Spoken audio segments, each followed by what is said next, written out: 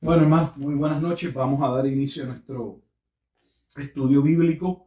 Vamos a estar en el libro del profeta Isaías y vamos a estar cubriendo los capítulos 33 al 35. Es lo que nos hemos propuesto para esta noche. No entraremos versículo a versículo, sino presentaremos un bosquejo general y los pasajes más importantes para identificar cuál es el tema, qué es lo que está sucediendo aquí y cómo debemos interpretarlo de manera correcta. Así que Isaías, profeta Isaías, capítulos 33 al 35, si nos está viendo, busque una Biblia, busque algo donde usted pueda también tomar notas y luego posteriormente pues pueda ir a los versículos que vamos a estar citando como evidencia, como referencia de la interpretación que vamos a estar realizando. Vamos a orar para poder comenzar. Padre, te damos gracias una vez más en este día por tu misericordia, por el tiempo que nos provee de poder presentar tu bendita palabra y llevar a cabo este estudio. Te pedimos que sea de edificación para tu pueblo, de salvación para el perdido, que Jesucristo sea glorificado, nuestras vidas confrontadas con tu bendita palabra, con tu santo evangelio. Que a Dios sea la gloria. Te damos pues gracias siempre, oh Dios, en Cristo Jesús. Amén. Y amén. Vamos a entrar inmediatamente porque hay bastante que recorrer. Son 3 capítulos, 33 al 35. Llegamos a una porción en el libro de Isaías, el capítulo 33, que algunos toman como aparte. Si observan el capítulo 33, versículo 1, empieza con uno de los ay. Ya habíamos dicho que cada vez que aparece la expresión ay de ti, representa una profecía acerca de juicio. Sin embargo, de manera que no necesariamente para mí es claro, muchos comentaristas creen que este último ay representa un cambio y que es un juicio que se va a centrar entonces ahora en los asirios, en el imperio asirio, que era el imperio que atentaría, especialmente cuando llegamos al capítulo 36-37, Sennacherib, cuando llegasen a rodear la ciudad de Jerusalén. Entonces, lo primero que debemos preguntarnos es, ¿dónde está el cambio? ¿De dónde se sostiene que iniciamos en el 33.1? Y debo decir que algo que ya he dicho en muchas ocasiones, que la Biblia, ninguno de los dos libros estaban por capítulos ni versículos. Esto fue colocado posteriormente, lo que significa que la lectura debería ser corrida.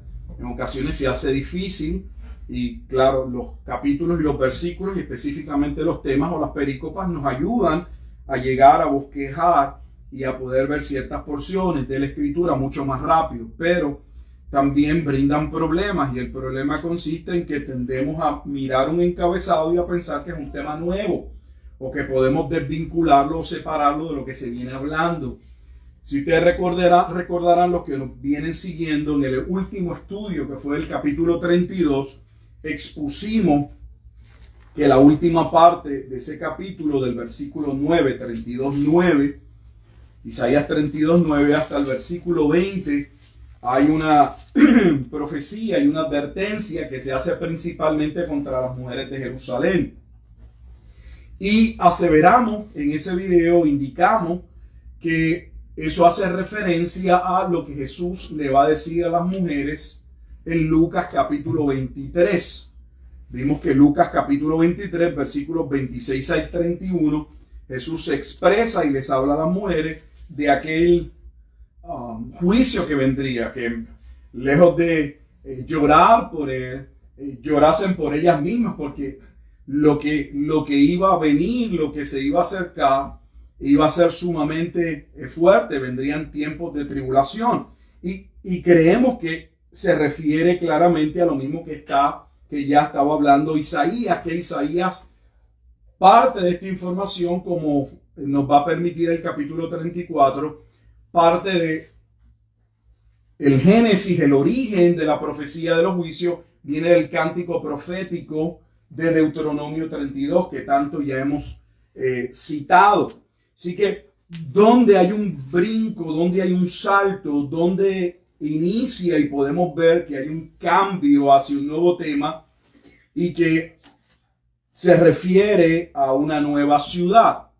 Y vamos a leer, aunque sea el versículo 1 y 2, para ver de qué está hablando. Dice, ay de ti que saqueas y nunca fuiste saqueado, que haces deslealtad bien que nadie contra ti la hizo.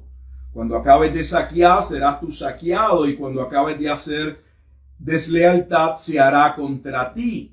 Oh Jehová, ten misericordia de nosotros, a ti hemos esperado. Tu brazo de ellos en la mañana, sé también nuestra salvación en tiempo de la tribulación. Entonces, ¿contra quién era esta tribulación?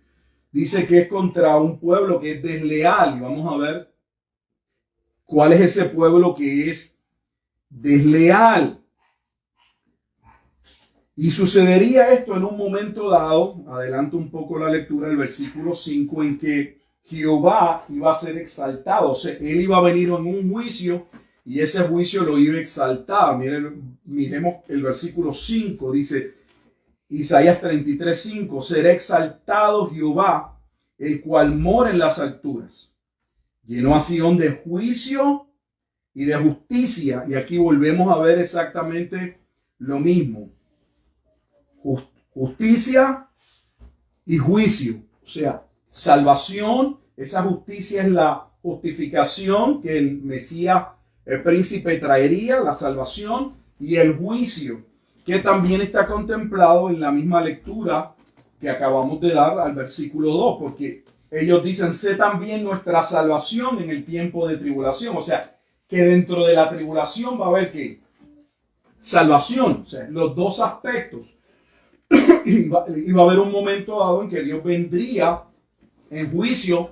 Se le llama un tiempo de tribulación, y un tiempo de tribulación donde Dios vendría contra la ciudad que había sido desleal. Y la mayor cantidad de comentaristas que yo tuve la oportunidad de mirar dicen que esa ciudad a la que se hace referencia es a la ciudad o al pueblo asirio. Pero nada más lejos de la verdad, con todo respeto. Esa ciudad que se viene hablando aquí, nunca ha habido ningún cambio. Esa ciudad dijimos que comienza a ser establecida desde el versículo 24. Si fuéramos a Isaías, versículo 24, aquí lo vamos a ver con toda claridad. Cuando hemos estado estudiando Isaías, déjeme dar un paso más atrás. Y en un momento dado bosquejamos que Isaías del capítulo 13 hasta el capítulo 23 había un sinnúmero de juicios contra naciones paganas. Pero del versículo 24 hasta el capítulo 35 se habla de un momento dado en que Dios vendría y apunta a aquel día, un momento escatológico hacia un futuro, que Dios vendría principalmente para destruir una ciudad. Y esa ciudad ya la hemos identificado como la ciudad de Jerusalén. ¿Por qué? Porque así mismo se identifica entre esos capítulos del 24 al capítulo 35. Solo para hacer notar que el tema de la ciudad, y en ningún lugar se justifica un cambio a otra ciudad, inicia en el 24, versículo 10. Quebrantada está la ciudad por la vanidad. Isaías 24:10. Toda casa se ha cerrado para que no entre nadie. Isaías 24:12. La ciudad quedó desolada, el tiempo de desolación, es el mismo tiempo de Daniel, la desolación. Y con ruina fue derribada la puerta. Y vamos al capítulo 25 y el versículo 1 inicia y continúa con la misma ciudad.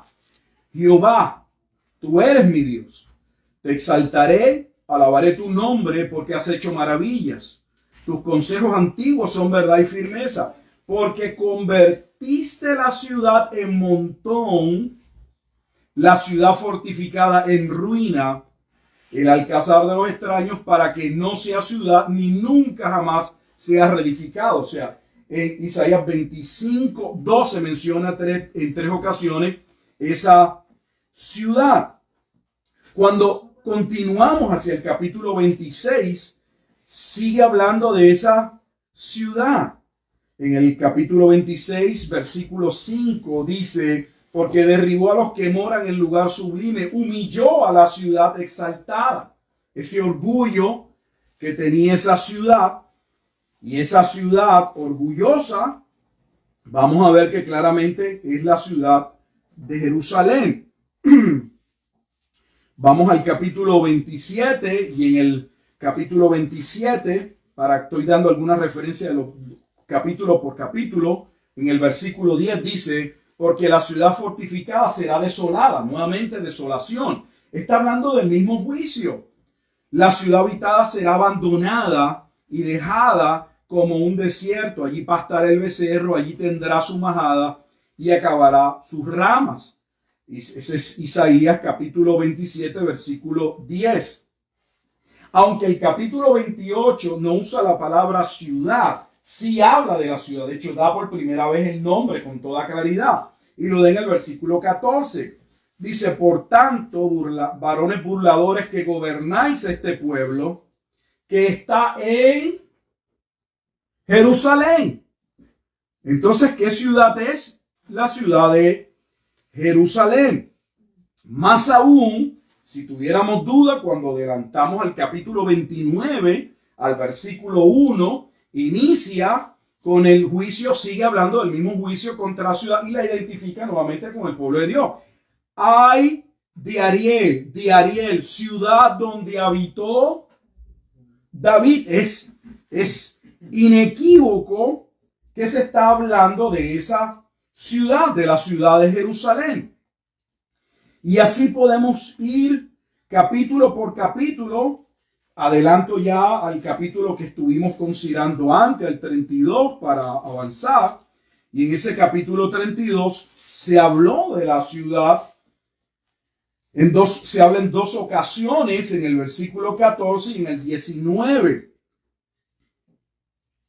Dice: porque los palacios quedarán desiertos, 32, 14. Porque los palacios quedarán desiertos, la multitud de la ciudad cesará. Es la misma ciudad, está hablando del mismo juicio contra la misma ciudad. Y de hecho, es imposible que digamos que no es Jerusalén, porque terminamos el capítulo 32, y vuelvo y retomo del versículo 9 hasta finalizar el versículo 20, Isaías 32, 9 al 20, y la perícopa, el encabezado dice: advertencia a las mujeres ¿de dónde? De Jerusalén. Y de momento tenemos comentaristas que nos dicen: no, aquí hay un cambio. Algunos ya hicieron el cambio en sus comentarios antes. Dicen: no, aquí hay un juicio, ese que saquea, que es desleal, sobre el que viene el juicio es Asiria.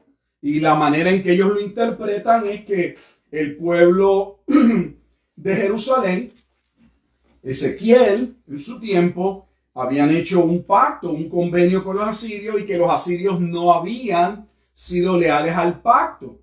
Y ellos entienden que el capítulo 33 habla del juicio que vendría contra Asiria por la deslealtad de no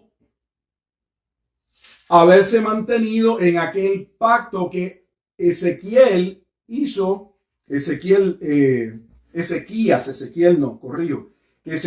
que el rey Ezequías había hecho con el pueblo asirio. Pero nada más lejos de la verdad.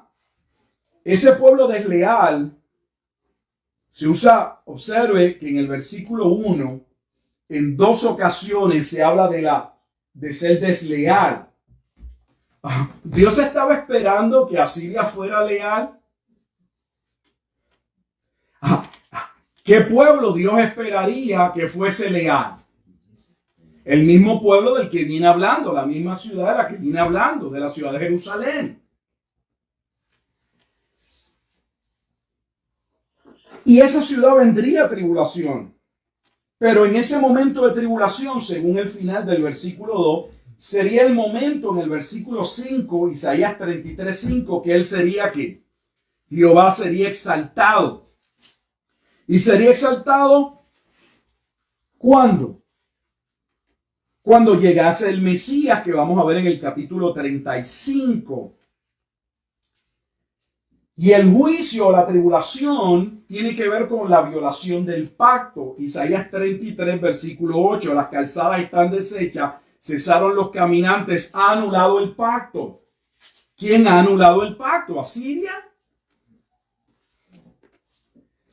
¿Quién había anulado el pacto? Y vería la espada de Jehová y vería el juicio de Jehová y se convertirían en enemigos de Dios, que se llama el día de la venganza. En Deuteronomio 32, 34, de ahí es que sale, ese es el génesis, ese es el origen, era el pueblo judío. De hecho, en el versículo 9, si tuviéramos duda, dice, se enlutó, enfermó la tierra, el Líbano se avergonzó y fue cortado. Sarón se ha vuelto como desierto, y Basán y el Carmelo fueron sacudidos. Todas estas áreas eran áreas de Palestina, que vendrían y pasarían por juicio. Está hablando de regiones que corresponderían en su momento dado, especialmente en el Nuevo Testamento, a el juicio de Dios sobre la extensión de Judea. El versículo 10 dice, sobre esa anulación del pacto y sobre ese juicio, dice, ahora me levantaré, vuelve a repetir lo mismo. Ahora me levantaré, dice Jehová. Ahora seré exaltado. Ahora seré engrandecido. ¿Cuándo fue el día en que Dios sería exaltado? Sería engrandecido porque el pueblo era desleal. Eso viene desde el capítulo 2, que de hecho el jueves pasado, el estudio pasado lo citamos y fuimos porque es que es medular, es importante Isaías 2. Vamos a Isaías 2 nuevamente. Esto es un problema cuando, y lo he dicho en 1000 ocasiones y ojalá que a alguien se le quede, cuando se hace exégesis, cuando se hace interpretación de un pasaje, porque no queremos leer. Queremos leer un versículo o leer un capítulo y sacar una interpretación de ese capítulo totalmente desentendida, desarraigada de los capítulos previos o los capítulos que siguen. Y eso simplemente no es correcto. ¿Por qué regresamos a Isaías 2? Porque nosotros vamos estudiando el libro de Isaías y no podemos dejar atrás lo que ya se nos ha dicho. Y en Isaías, en el capítulo 2, voy a leer versículos 1 y 2, el 2 es el importante, habla del juicio que iba a suceder en los postreros días. Y dice así, lo que vio Isaías, hijo de Amós, acerca de Judá y de Jerusalén, acontecerá, observe, acontecerá que futuro, en lo postrero de los tiempos, y ya hemos visto que esos postreros de los tiempos corresponden a Deuteronomio capítulo 31, donde se asevera que aquel juicio por anulación del pacto, como se establece en Isaías 33, ocurriría ¿cuándo? En los postreros días.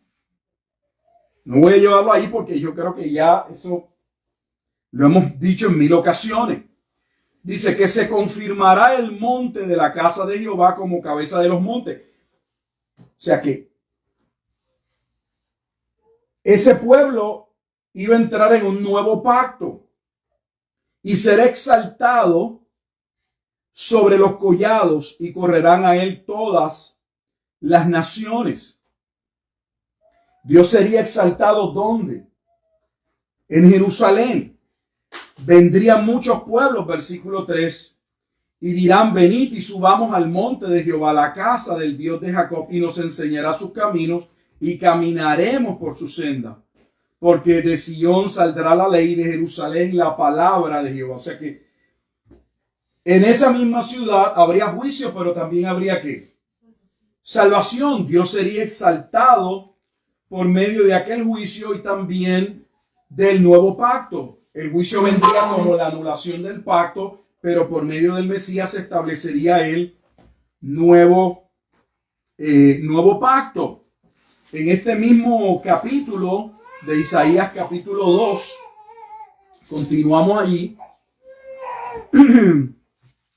Y podríamos ir a los versículos 11.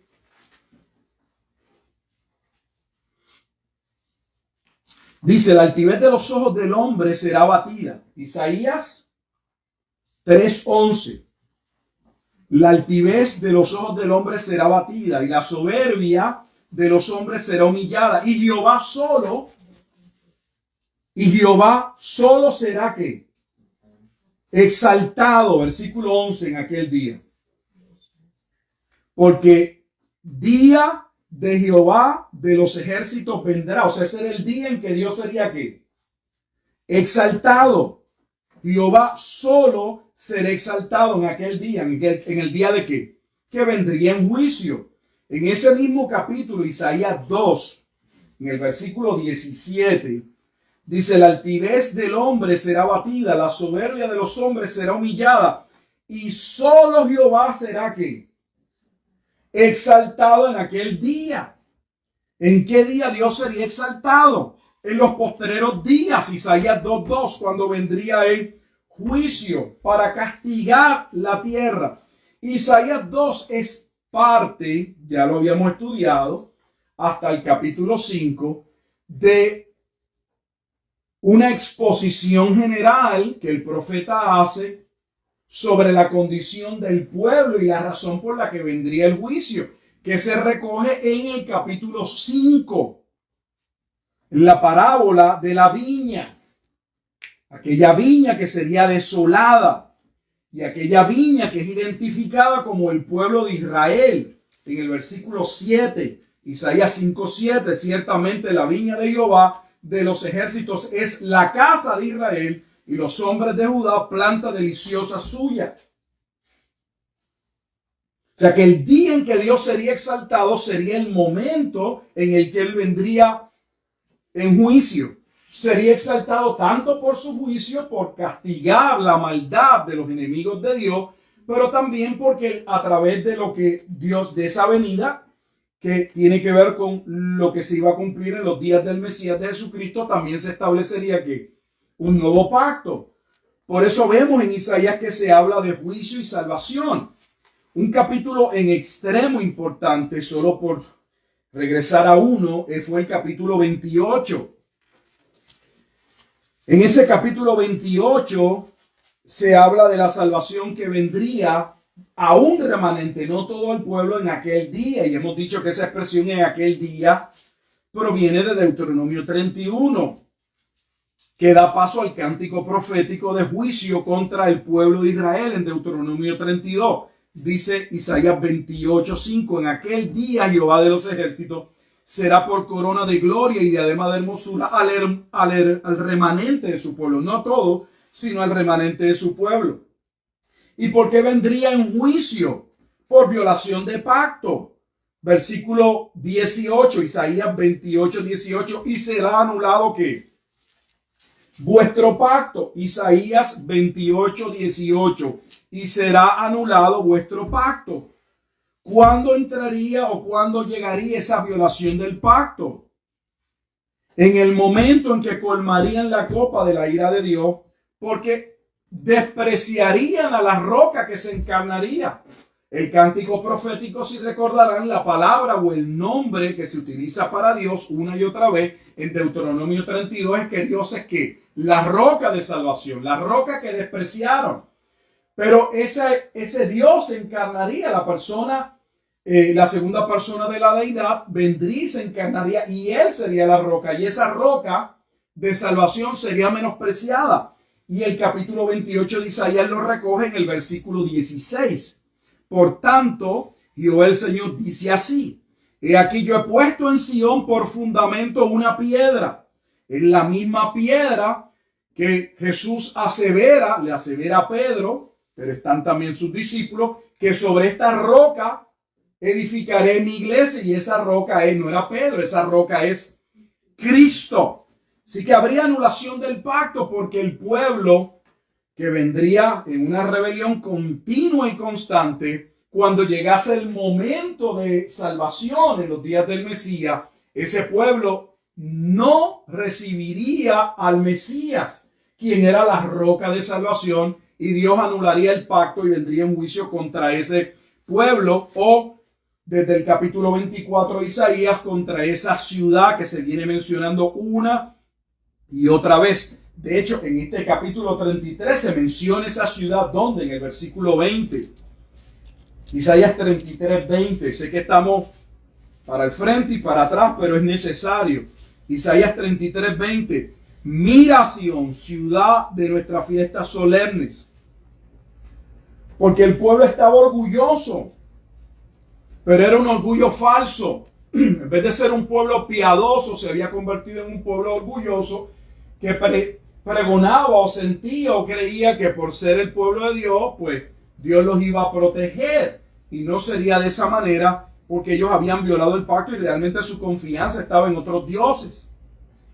De hecho, del versículo 19 al 20 se hace ese claro contraste entre ese orgullo que tenía el pueblo, donde pensaban que Dios los iba a proteger, que sus planes que habían concertado eran suficientes. Dice, no verás a aquel pueblo orgulloso, versículo 19, porque de lengua difícil de entender, de lengua tartamuda, que no comprendas. Mira Sion, ellos estaban mirando hacia Siria y miraban, todo el tiempo estaban mirando la amenaza. Dios le dice, no miren la amenaza, no miren a otros pueblos. Por un lado miraban a Siria como amenaza y por otro lado habían puesto sus ojos en Egipto. Ya habíamos hablado de que en este momento histórico ellos habían buscado auxilio del pueblo de Egipto. Y Dios dice, no miren a ninguno de esos pueblos, miren a Sion, mírenme a mí. El Dios de Sion soy yo. Dios sería en aquel momento dado tanto el juez y el legislador del pueblo como el salvador. Versículo 22, Isaías 33, 22, porque Jehová es nuestro juez, Jehová es nuestro legislador, Jehová es nuestro rey, Él mismo nos salvará. O sea que Dios viene a herir al pueblo y a la vez salva al pueblo. Pero esto ya lo habíamos visto antes. ¿Dónde lo habíamos visto? Si recordarán ese lenguaje, lo habíamos visto en el capítulo 30, en el versículo 26. La última oración, en el versículo 26 de Isaías 30, dice, el día que vendare Jehová la herida de su pueblo y curare la llaga que él causó. O sea que habría una llaga que él causó. ¿Quién la causó? Sí, el pueblo. Pero Dios vendría en juicio contra ellos, permitiría esa enfermedad, parte del juicio de Dios. Pero a la vez él mismo sería ¿qué? El médico, él es la solución, él era la salvación. El día que vendare Jehová la herida de su pueblo y curare la llaga que él causó. O sea, hay un día en que el pueblo viene a juicio, pero una parte de ese pueblo también va a ser ¿qué? Vendado, sanado. No sé si lo podamos ver, para mí está claro en la oración. El día que vendare Jehová, o sea, él vendría a vendar la herida de su pueblo. O sea, si hay una herida, es que hay un enfermo, hay alguien en crisis. Viene a curar y curare, él vendría a curar, pero mire lo que dice, la llaga que él causó. O sea, Dios vendría en juicio, pero a la vez también vendría ¿qué? Para salvar. Y ya lo hemos visto, que esas dos expresiones vienen siempre continuas en el Antiguo Testamento. Que el momento de la llegada del Mesías anunciaba tanto juicio como salvación. Y que la diferenciación entre de qué lado uno iba a estar, si de los del juicio o de los que Dios salvaría de ese remanente, tendría que ver con la intervención misma de Dios. Dios se lo había dicho a Isaías en el capítulo 6. La salvación vendría cuando Dios quitara el corazón engrosado y él mismo salvaría al pueblo, le diese ojos para ver y oídos para escuchar, lo que hasta este momento el pueblo no tenía. En el versículo 14 de Isaías 33, 14, se les asigna a esta ciudad o a este pueblo Dice, los pecadores se asombraron en Sión. Observe que todo tiene que ver con Sión, no con Asiria, ni con Edom, ni con los edomitas. Los pecadores se asombraron en Sión. Espanto sobrecogió a los hipócritas. ¿A quién se va a referir Dios como hipócritas? ¿Al pueblo asirio? ¿Quién estaba actuando en hipocresía? ¿Los asirios? No, eso es lo que eran. ¿Quién estaba entrando en hipocresía y eran orgullosos y mostraban un orgullo falso cuando realmente tenían miedo y estaban buscando socorro con el pueblo de Egipto? Era el pueblo de Jerusalén. Yo no sé si no vi que se sorprendieran, pero yo al leer este capítulo, cuando leí la palabra hipócrita, inmediatamente esa expresión me vino a la mente porque acabamos casi de terminar Mateo. Y si usted busca una concordancia, 14 veces en Mateo se habla de los hipócritas. Todo el tiempo se está hablando de los hipócritas. Es una expresión continua de Jesús en el Evangelio de Mateo. Hipócritas. ¿Y a quiénes señala como hipócrita? No a la generalidad del pueblo, y no estamos diciendo que el pueblo en general perdido andase de una manera hipócrita, sino que esa expresión Jesús la utilizaba continuamente ¿sobre quién? Sobre los escribas y fariseos, hipócritas. Contra el propio liderato que el libro de Isaías establece que Dios colocaría o permitiría como parte de su juicio cuando el pueblo se aparta. Ya lo habíamos visto, que parte del juicio de Dios cuando en la nación el pueblo se aparta es que coloca un liderato o permite un liderato que entonces se torne otros dioses. Y en ocasiones habla de que pone un liderato joven que no piensa, que actúa solo a la carrera como parte asociándolo a ese tiempo donde todavía no hay madurez. 14 veces, le invito a que usted lo busque.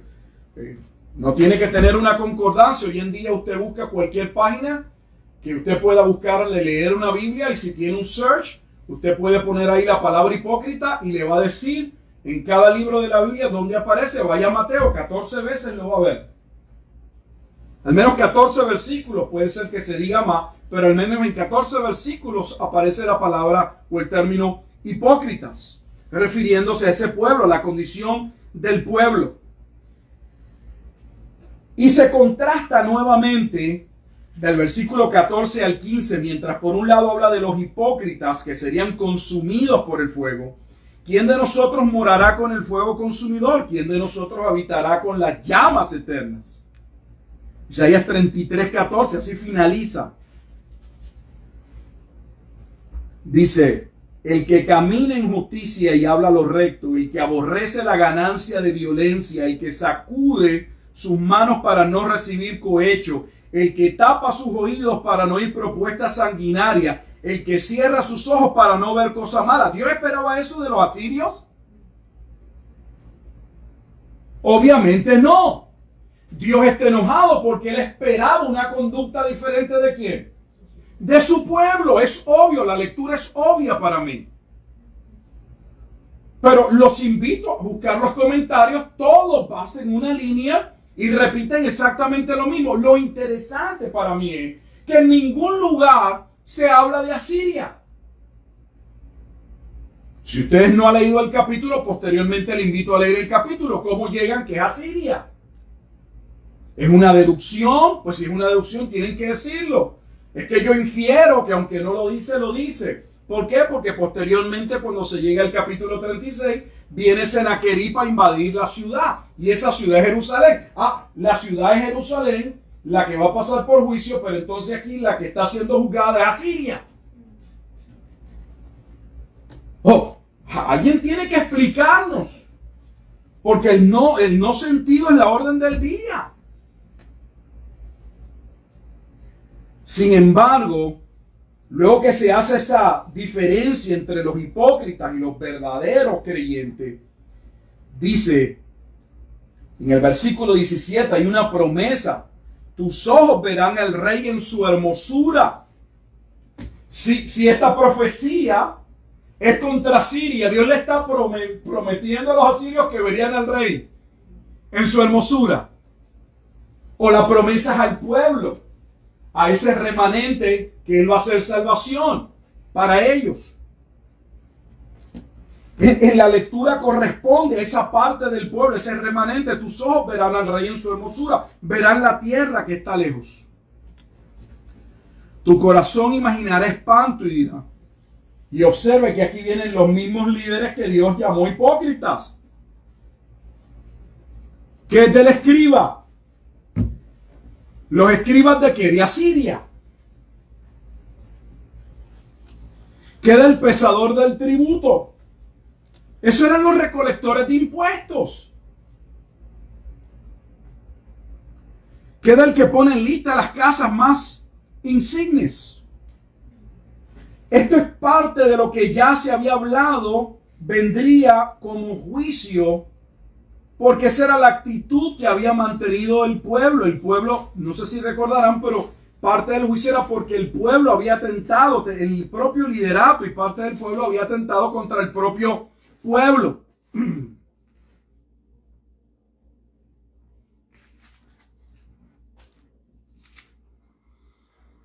Y Dios llama, como ya dijimos, a no mirar a los asirios, que es la amenaza en aquel momento. Versículo 19 le dice: mira Sión, ciudad de nuestras fiestas solemnes, tus ojos verán a Jerusalén. ¿Quiénes verían a Jerusalén? ¿Asiria?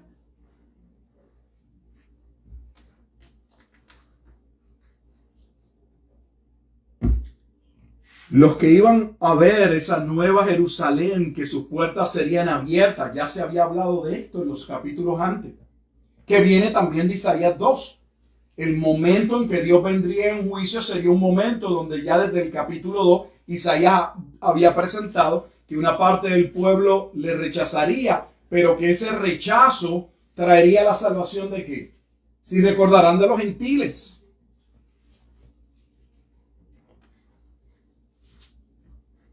En el capítulo 34 se sigue hablando de ese juicio y ya se le pone el nombre a ese juicio. Es el día en el que,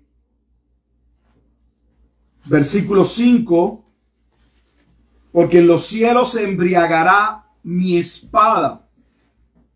He aquí que descenderá sobre Edom en juicio, sobre el pueblo de mi anatema. Y aquí es sumamente importante, porque este capítulo podría simple y sencillamente decirnos: no, mira, este es un juicio, pero ya este juicio no es el juicio de Israel, es un juicio contra las naciones.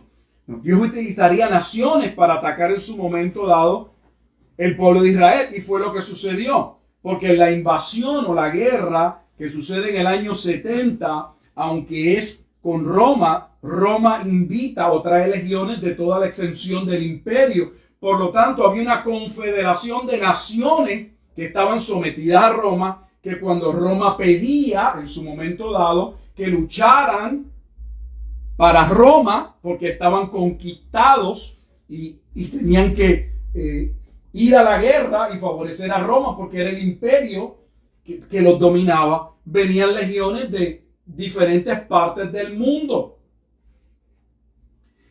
Lo importante del versículo 5 es que se habla de ese día en que Dios viene con su espada a hacer juicio.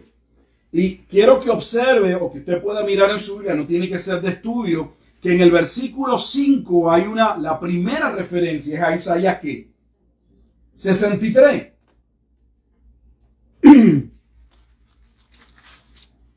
¿Y qué hay en Isaías 63? Vamos a Isaías 63. Hay una descripción mucho más detallada de este mismo día. ¿Qué día? El día de venganza.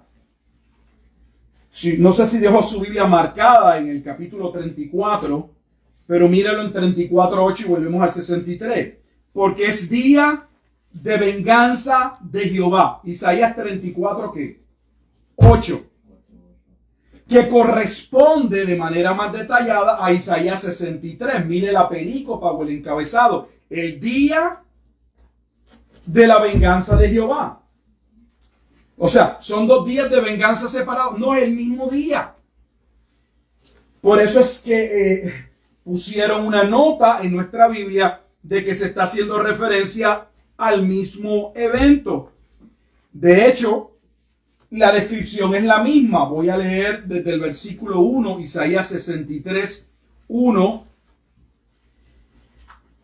Y dice, comienza con una pregunta. ¿Quién es este que viene de Edom, de Borsa, con vestidos rojos? Aquí hay algo que podríamos no verlo, porque la palabra Edom significa rojo. La palabra Edom significa rojo. Dice, este hermoso en su vestido que marcha en la grandeza de su poder. Yo, el que habla en justicia grande para salvar. ¿Por qué es rojo tu vestido y tus ropas como del que ha pisado el lagar? Habíamos estudiado Apocalipsis, este es el lagar de la ira de Dios que corresponde a Apocalipsis 14. Y Apocalipsis 14 es el día de venganza con Apocalipsis 19. He pisado yo solo el lagar, y de los pueblos nadie había conmigo. O sea que el juicio lo lleva Dios mismo, aunque ese juicio él lo llevaría, él viene en juicio, pero utiliza pueblos para atacar esta ciudad. Los pisé con mi ira y los hollé con mi furor, y su sangre salpicó mis vestidos y manché toda mi ropa. Esa es la descripción que se hace de Jesús en Apocalipsis 14.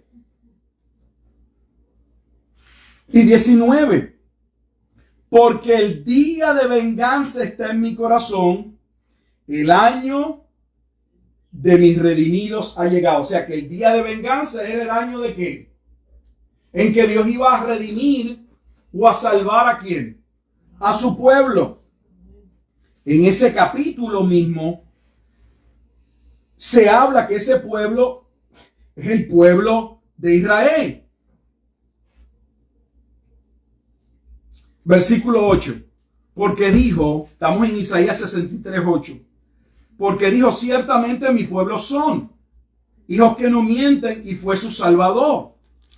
En toda angustia de ellos él fue angustiado, y el ángel de su faz los salvó. En su amor y en su clemencia los redimió y los trajo y los levantó todos los días de la antigüedad. Mas ellos fueron rebeldes e hicieron enojar su Santo Espíritu.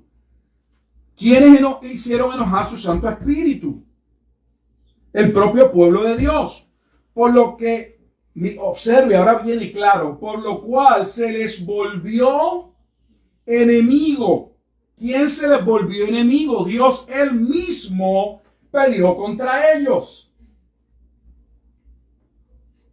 ¿Contra quiénes? Contra el pueblo de Israel. Mira el versículo 11. Pero se acordó de los días antiguos. O sea, no los destruye completamente, porque recuerda que las promesas del pacto, pero se acordó de los días antiguos de Moisés y de su pueblo, diciendo, ¿dónde está el que les hizo subir del mar con el pastor de su rebaño? ¿Dónde el que puso en medio de él su Santo Espíritu, el que los guió por la diestra de Moisés con el brazo de su gloria, el que dividió las aguas delante de ellos, haciéndose así nombre perpetuo, el que los condujo por los abismos, como un caballo por el desierto sin que tropezaran?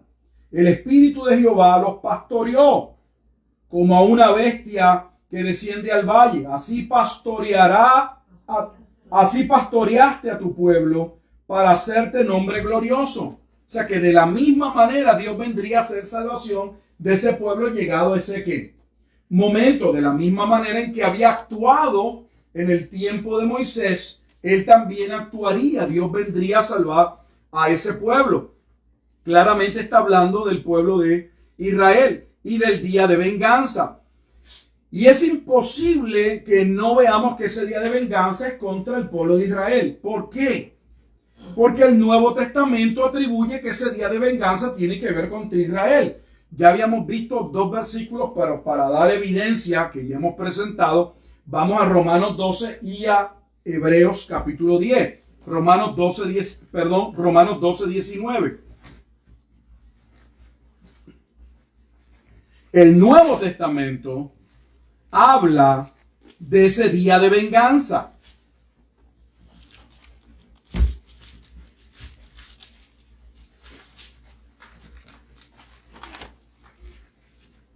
En el cual Dios vendría contra aquellos que no habían creído al Evangelio. Versículo 17 es el 19, pero voy a leer desde el 17. No paguéis a nadie mal por mal, procurad lo bueno delante de todos los hombres. Si es posible, en cuanto dependa de vosotros, estad en paz con todos los hombres. No os venguéis vosotros mismos, amados míos, sino dejad lugar a la ira de Dios, porque escrito está: mía es la venganza, yo pagaré, dice el Señor. Ese día de venganza está ligado al tiempo de la ira de Dios sobre su pueblo. Romanos capítulo 10, versículo 19 al 21. Ya que estamos en Romanos, dice: también digo, ¿no ha conocido esto Israel? ¿Qué es lo que no había conocido? El Evangelio. Pablo pregunta: ellos no han creído, no han venido a la fe porque no han oído. Recuerde que Romanos 10:17 dice que la fe viene por el oír y el oír de la palabra de Dios. Y Pablo dice: bueno, Israel no ha venido a la fe porque no ha oído el Evangelio. No, ellos habían oído el Evangelio. No ha conocido esto Israel. Y ahora va a decir la razón por la que ellos no han oído. Y no es porque no han oído en términos de tener oídos, sino porque su corazón no les permite oír. Primeramente Moisés dice: yo os provocaré a celos con un pueblo que no es pueblo. Con pueblo insensato os provocaré a ira. Y mire qué versículo tiene de referencia. Deuteronomio 32. El día de venganza que acabamos de ver en Romanos capítulo 12, versículo 19. Mía es la venganza, yo pagaré, dice el Señor. ¿Cuál es la cita de referencia en Romanos 12, 19? Deuteronomio 32, 35 está hablando exactamente de lo mismo. Hebreos hace lo mismo, la carta a los Hebreos, que de hecho va dirigida al pueblo de Israel. Vamos al capítulo 10.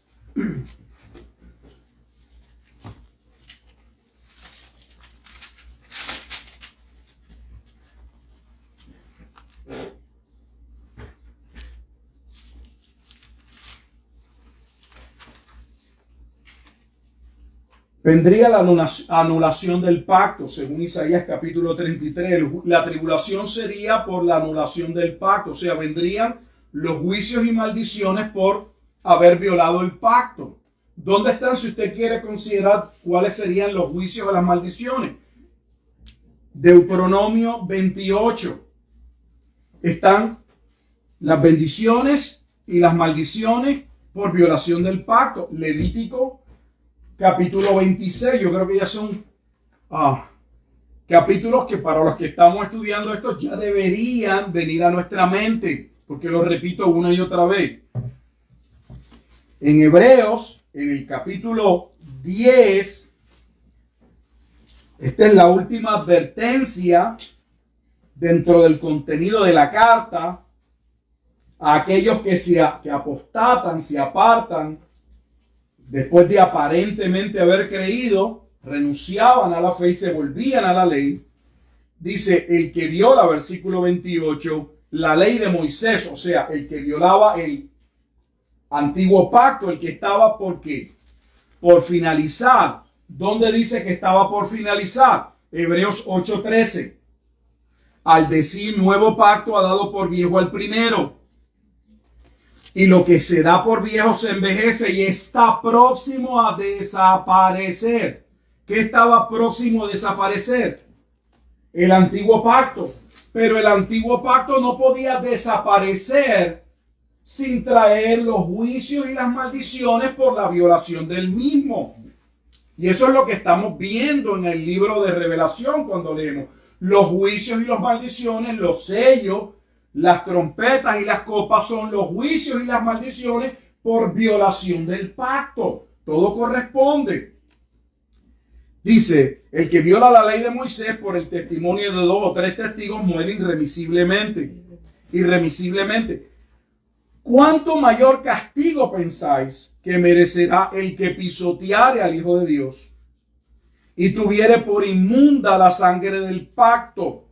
¿De qué pacto? Del nuevo pacto. Porque cuando Jesús muere, a través de su sangre, según la carta a los hebreos, se instaura, se confirma el nuevo pacto. Pero el antiguo pacto no cerraría, no culminaría sin el juicio. Y se le dio una generación para entrar al reposo. De eso habla Hebreos. Hebreos capítulo 3 y Hebreos capítulo 4 hace mención de cómo el pueblo tuvo una generación en el desierto para entrar. 40 años, una generación. Pero en el espacio de esos 40 años, quien no creyó, ¿qué pasó? No entró a la tierra prometida o no entró al reposo. Hebreos 4. ¿Y quién es el reposo en Hebreos 4? Cristo. El nuevo pacto. Exactamente es lo mismo que Jesús está diciendo. Jesús viene y confirma el pacto y le da al pueblo, hay un espacio, si usted quiere verlo de esa manera, de una generación, hay un tiempo de gracia antes del juicio. Los que no creyeron, como establece Hebreos 4, murieron en el desierto. Los que no creyeron serían juzgados en el juicio de la venida del Hijo del Hombre.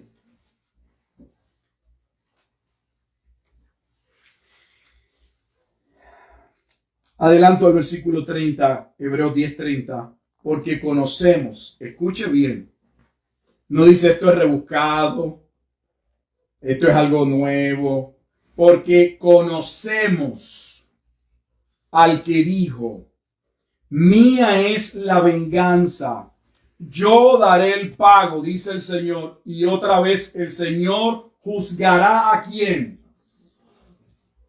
¿A quién venía a juzgar? El día de venganza, si tuviéramos dudas, su origen es Deuteronomio 32. Y lo confirma Hebreos capítulo 10, versículo 30, diciendo que el día de la venganza era el juicio de Dios ¿sobre quién? Sobre su propio pueblo. ¿Pero qué parte del pueblo? Los que eran considerados enemigos de Dios, según Deuteronomio 32. ¿Y quiénes eran considerados los enemigos de Dios? Aquellos que no creían. Aquellos que nunca fueron salvos. Aquellos que en Romanos 9 habla de los vasos de ira. O sea, es inequívoco. No podemos decir que ese día de venganza no es ese día. Porque ciertamente se hace mención. De hecho, estamos en el capítulo 34 y vimos que se habla de Jesús. O de aquel que viene de Edom. ¿Y por qué decimos que Jesús? Vamos a Apocalipsis. Último libro de la Biblia.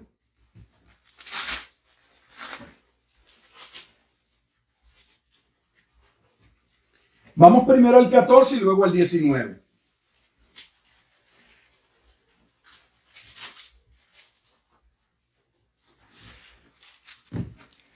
Y aquí ya vamos finalizando, pero presten mucha atención.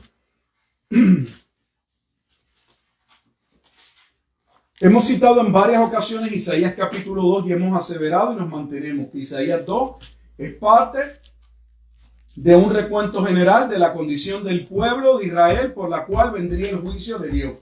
Y que ese juicio es descrito en la parábola de la viña en Isaías capítulo 5.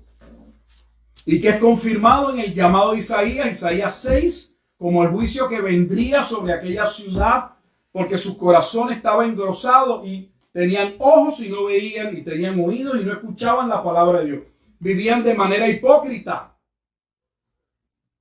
Isaías ya lo ha dicho, de Isaías sale la expresión que Jesús usa. Este pueblo de labios me honra, pero su corazón que está lejos de mí, eso es un hipócrita. Alguien que finge, que actúa como si fuese algo que no es. Precisamente proviene de Isaías. El día de venganza está claramente ligado en Apocalipsis capítulo 14 a el tiempo en que Dios vendría en juicio conforme a Daniel 7, que corresponde a la venida del Hijo del Hombre. Apocalipsis 14. Miré y he aquí una nube blanca y sobre la nube uno sentado semejante al Hijo del Hombre, que tenía en la cabeza una corona de oro. Él venció y cumplió el nuevo pacto, él ascendió a los cielos. Y en la mano una hoz aguda. Y venía ¿qué? A llevar a cabo la siega. ¿Contra quién? Contra la viña. ¿Cómo sabemos que es la viña? Versículo 19. Y el ángel arrojó su hoz. La misma hoz aguda de la que dice que trae en la mano ¿quién? El que tiene la corona, el Hijo del Hombre. Versículo 19. Y el ángel arrojó su hoz en la tierra y vendimió la viña. Y echó las uvas malas, en el lagar de la ira de Dios, porque el día de venganza era el día de la ira de Dios. Lo hemos visto, esa expresión, la ira de Dios, aparece una y otra vez en Deuteronomio capítulo 32. Era el día en que el pueblo iba a irar a Dios de sobremanera. Y si usted observa el versículo 20, y fue pisado el lagar fuera de la ciudad. Del lagar salió sangre hasta los frenos de los caballos por 1600 estadios. Y observe que alguien se tomó el tiempo y vio que lo que se está describiendo en Apocalipsis 14 es lo mismo que se describe en Isaías, ¿qué? 63.3. Isaías 63.3 es lo mismo que se describe en Isaías 34. ¿Qué se describe en Isaías 34 y en Isaías 63? El día de la venganza. Si tuviéramos duda, observe que nuestra interpretación es mirando la propia escritura. Queda claro y evidente en el capítulo 19 de Apocalipsis. Lleguemos a Apocalipsis 19.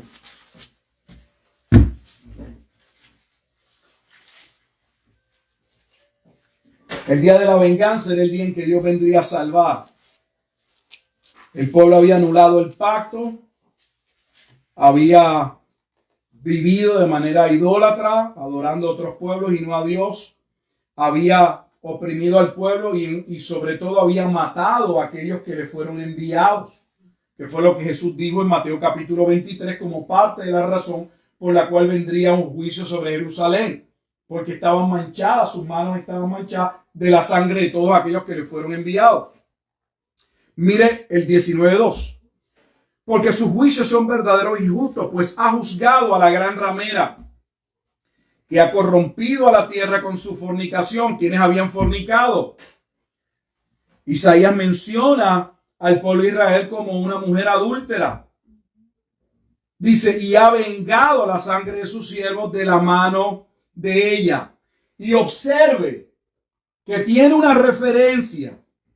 ¿A dónde? Deuteronomio 32, nuevamente. No es que lo repita por repetirlo, es que una y otra vez quiero que usted observe que la escritura, yo nunca me había fijado en ello, que el día del juicio está descrito como el día del cumplimiento del canto profético. Por eso lo menciono y lo llevo para que usted lo vea. Esto no es una Biblia de estudio. Sin embargo, está marcado Deuteronomio 32:43. ¿Y qué sucede allí? Se ve a uno que viene de pisar el lagar del vino del furor de la ira de Dios. Versículo 15, 19:15. De su boca sale una espada aguda para herir con ella a las naciones, y él regirá con vara de hierro, y él pisa el lagar del vino del furor y de la ira del Dios Todopoderoso. Y se prepara aquella gran cena que corresponde a la cena que ya vimos en Deuteronomio 20, en Isaías. Y que corresponde a la cena de Mateo capítulo 24, versículo 28, cuando se habla de que las aves vendrían sobre aquellos cadáveres que quedarían en la ciudad.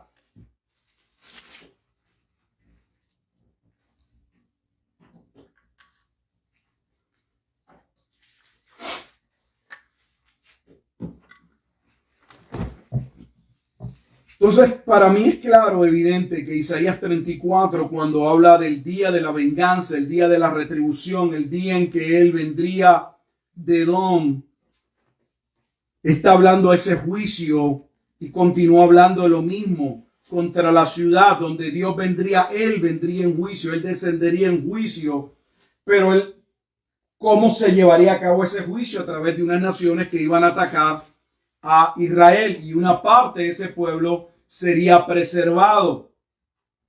Él mismo lo salvaría. Dice en el capítulo 34, Isaías 34, para ir ya concluyendo ya finalmente: inquirid en el libro de Jehová y leed si faltó alguno de ellos. Ninguno faltó con su compañera, porque su boca mandó y los reunió su mismo espíritu. Y él les echó suertes y su mano les repartió con cordel. Él iba a medir. Para siempre la tendrán por heredad, de generación en generación morarán allí. O sea, aquí no se está hablando del fin del mundo. Si este es el juicio que algunos tratan de colocar como el juicio de Apocalipsis capítulo 20, luego de ese juicio donde Jesús desciende, y no desciende con una espada, sale fuego de su boca y consume las naciones, ese es el juicio que da paso a ¿qué? Al fin. Apocalipsis 20, ese momento en que sale fuego de la boca de aquel que viene, es la segunda venida de Jesucristo y da paso a la resurrección general, al juicio del gran trono y al plano eterno. Aquí no se habla de que el mundo se está acabando.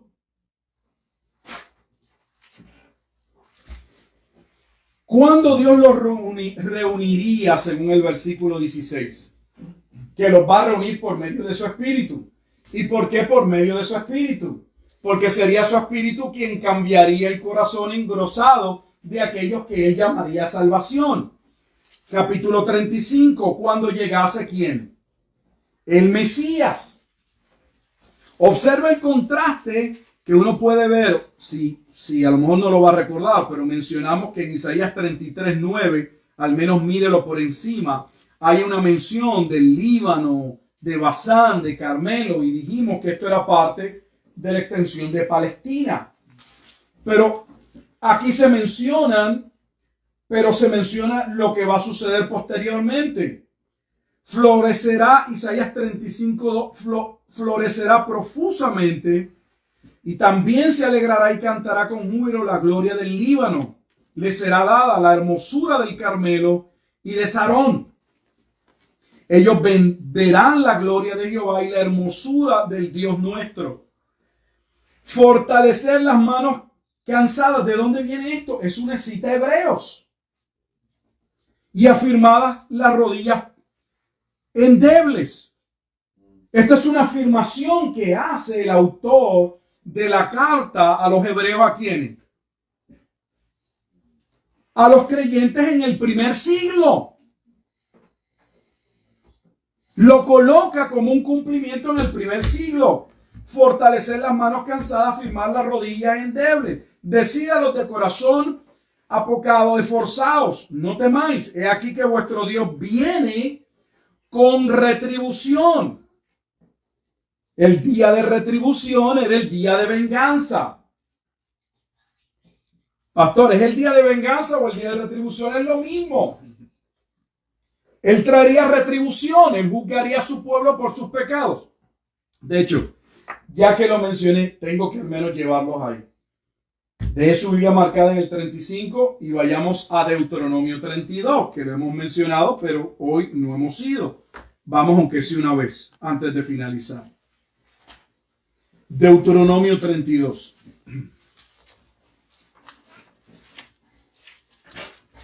Y quiero que observen un solo versículo lo que acabo de decir. Que el día de la venganza es a la vez el día de la retribución. Deuteronomio 32. Vamos al 35. Mía es la venganza y la retribución. A su tiempo su pie resbalará, porque ellos estaban ¿qué?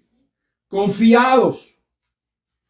Porque el día de su aflicción está cercano y lo que les está preparado se apresura.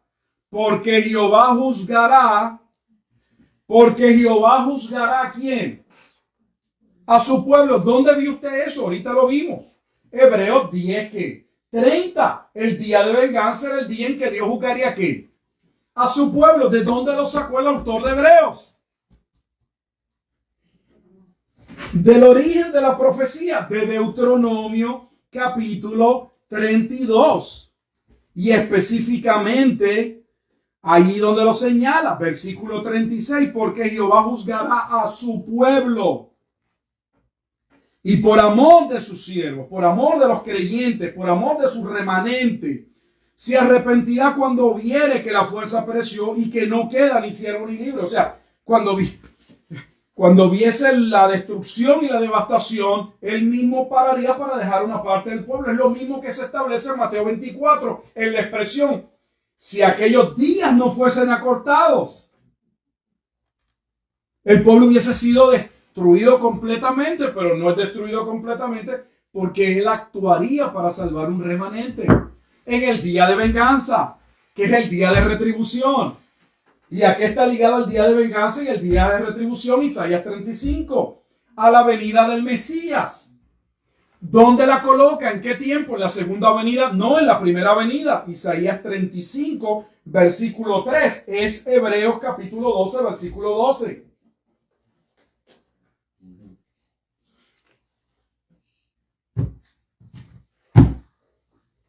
¿Qué pasaría en ese día?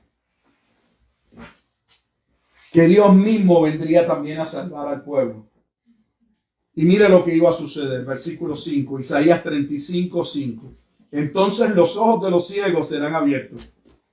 Entonces, recuerde que el juicio, la primera profecía que Dios le da a Isaías, es una profecía de juicio contra el pueblo. Está en Isaías 6. Y la profecía que viene contra el pueblo es ¿por qué? Porque el pueblo tiene ojos y no ve, oídos y no escucha, porque su corazón está engrosado. Pero cuando viniese Dios a salvar, que los iba a reunir su espíritu, Isaías 34, 16, dice, entonces los ojos de los ciegos serán abiertos y los oídos de los sordos se abrirán. Entonces el cojo saltará como un ciervo y cantará la lengua del mudo, porque aguas serán cavadas en el desierto y torrentes en la soledad. Y observe nuevamente si eso no corresponde en su Biblia a Mateo 11:5 y Lucas 7:22. ¿Qué hay en Mateo 11:5? Solo vayamos a Mateo 11:5. Lo coloca en contexto.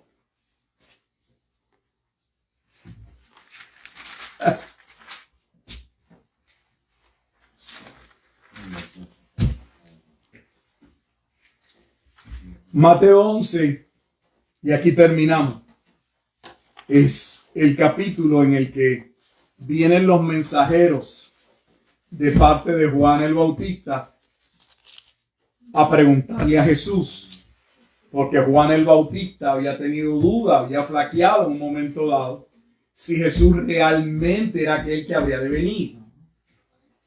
Lo que es chocante, y no me quiero quedar aquí porque el tiempo se ha ido, pero si usted lee específicamente el momento del bautismo narrado en el Evangelio de Juan, ahí se establece que a Juan el Bautista se le dijo con anticipación que aquel sobre el cual vea que el Espíritu Santo desciende y posa sobre él de manera corporal, ese es el Mesías.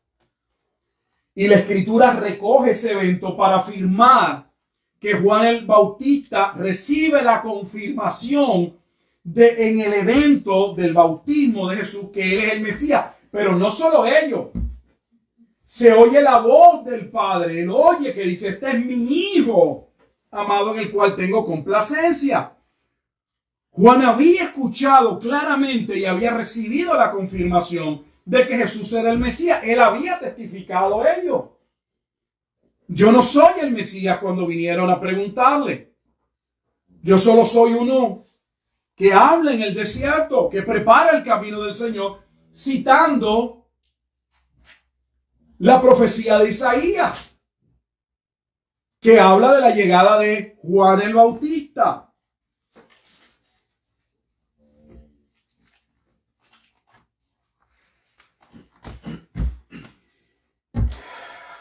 ¿Y qué vemos aquí en Mateo 11?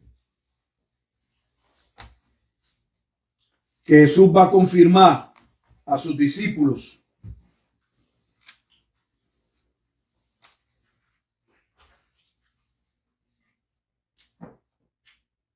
capítulo 11, vamos a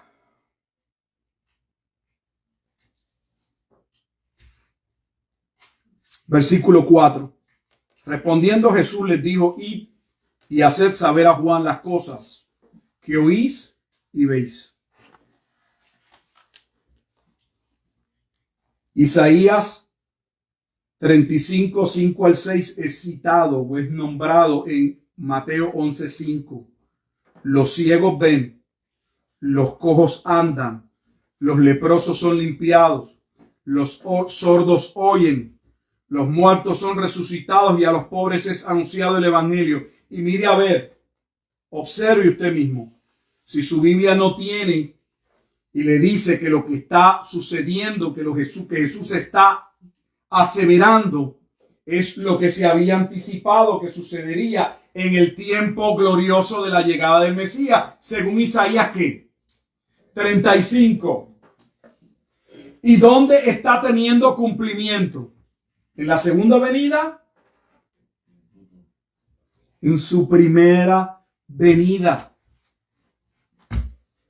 Porque Jesús sería la roca que se encarnaría, de Isaías 28, que sería menospreciada, aunque era la piedra angular, lo que colmaría la copa de la ira de Dios y traería el día de retribución o venganza.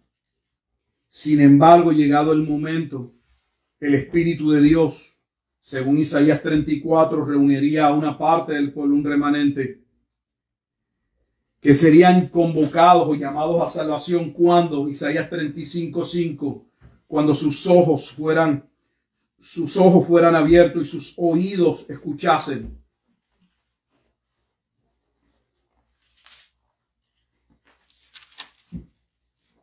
Dice Isaías 35, 7, el lugar seco se convertirá en estanque y el sequedal en manaderos de aguas. En la morada de chacales, en su guarida será lugar de cañas y juncos. Y habrá allí calzada y camino, y será llamado camino de santidad. No pasará inmundo por él, sino que él mismo estará con ellos. El que anduviera en este camino, recuerda que se le llamaba los del camino. En el libro de los Hechos, así se les llamó a los primeros, los que andaban en el camino. Porque Isaías 35 hablaba que los que creían serían los del camino, andarían en el camino.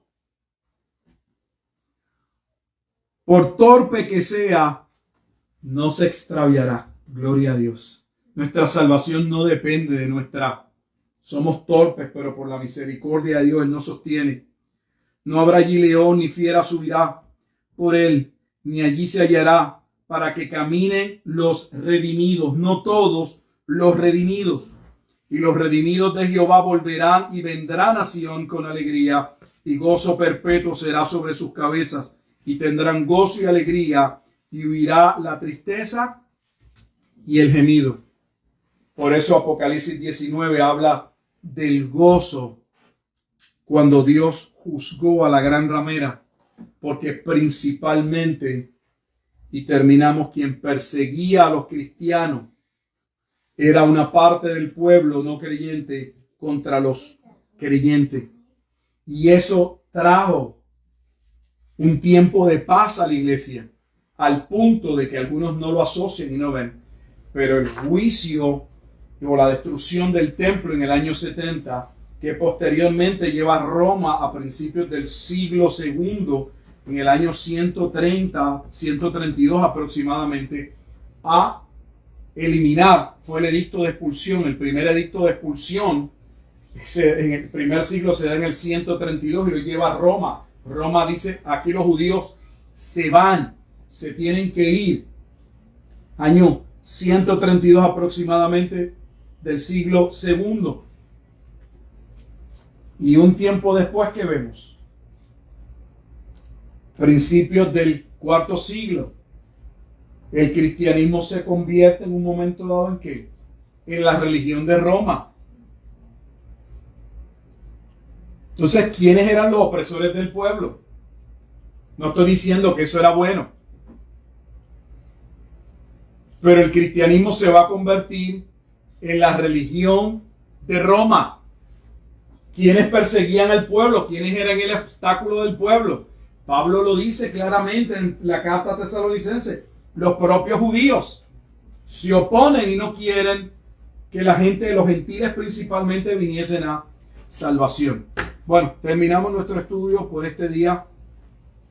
Esto es un breve resumen de Isaías capítulos 33 al 35, porque ya el 36 en adelante ya se ocupa, ya sale un tanto de la profecía y se centra más en el evento particular que el pueblo enfrentaría en el capítulo 36, y sería la invasión o el momento en que Senaquerib de Asiria vendría para invadir la ciudad de Jerusalén, y cómo Dios va a salir en respuesta a protección a Jerusalén y sobre todo al rey Ezequías. Y vamos a ver por qué pasó con el rey Ezequías, qué hizo, qué no hizo en un momento dado, y cómo Dios va a intervenir a favor del pueblo. Eso es todo por hoy. Será hasta una próxima. Terminamos orando. Padre, gracias por este tiempo, este espacio, como siempre, que nos brindas de poder trazar, de poder estudiar tu bendita palabra. Esperamos, Dios, que los pasajes de referencia puedan ser estudiados y que cada uno de nosotros podamos ver cómo la Biblia entra en correlación, en correspondencia, y no hay contradicción cuando examinamos o interpretamos la Biblia a la luz de los propios pasajes o referencias a los que ella misma, Padre Santo, alude. Te damos pues gracias en Cristo Jesús, Señor nuestro, que a Él sea la gloria. Amén y amén.